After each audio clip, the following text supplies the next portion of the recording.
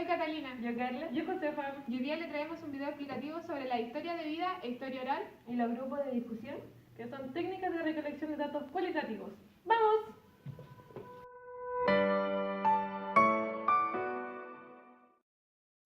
Las historias de vida y la historia oral.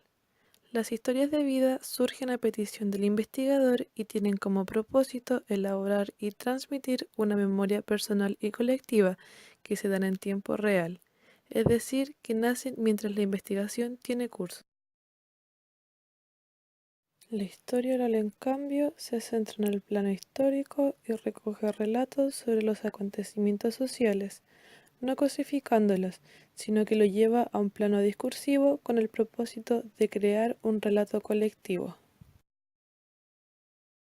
Para profundizar en estas dimensiones, nos referimos en primera instancia a síntoma biográfico. En los relatos de vida se ve una gran preponderancia en los relatos particulares, dejando de lado los discursos de los medios de comunicación o de formación de masas.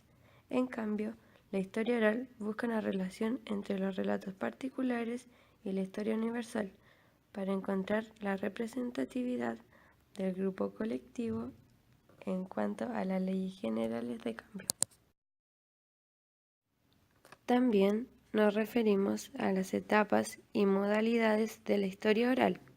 Primeramente, encontramos en el antropologismo conservacional, en donde se plantea el conservacionismo como una forma de prever la desaparición de otras culturas en el presente, al igual que los estudios de marginación, que recoge historias de miembros de una comunidad al límite de desaparecer.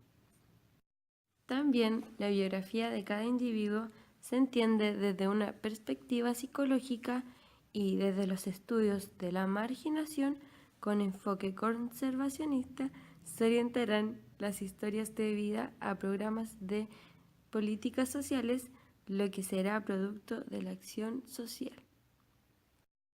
Nos referimos ahora a las dimensiones socioestructural y sociosimbólica. En la dimensión socioestructural se tiene una visión de índole positivista, donde predomina el valor literal y deja a un lado lo subjetivo como símbolos e interpretación. Y en la dimensión sociosimbólica encontramos una perspectiva estructuralista que busca la saturación del discurso y utiliza el modelo hermenéutico, el que hace un estudio en profundidad.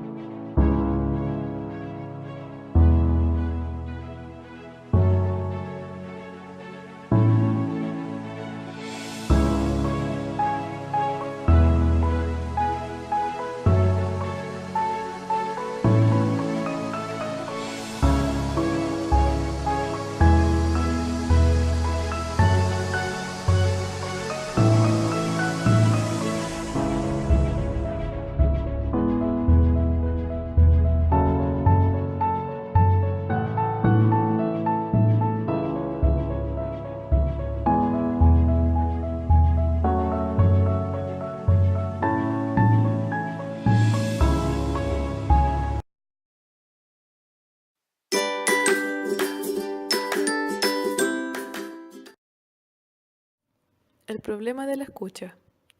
El investigador está haciendo su propia historia con variedad de posibilidad que se le ofrece desde la experiencia humana entregadas por otros.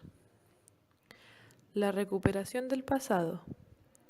En la narración del pasado, el sujeto recurre a su propia historia, bajo las condiciones marcadas por todo el proceso de transformación de ésta, y que de una u otra forma estarán presentes en su reconstrucción.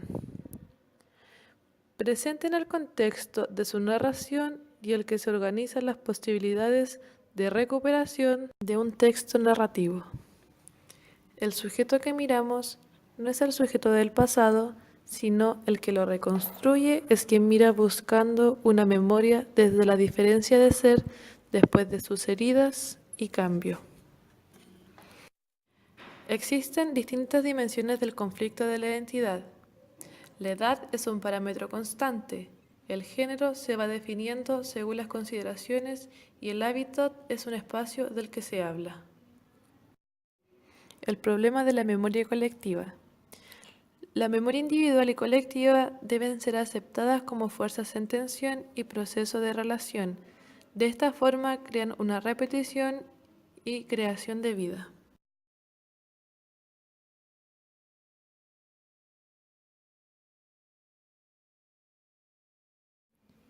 Grupos de discusión. El grupo de discusión es una técnica de investigación social que trabaja con el habla. Su propósito es generar una opinión crítica sobre un tema en específico. Como técnica, parte con una pregunta que estará de principio a fin, aunque durante la investigación puede cambiar según la información recolectada. Luego, se hará un diseño que contiene un número total de grupos, la cual varía según los atributos y su grado de agruparlos.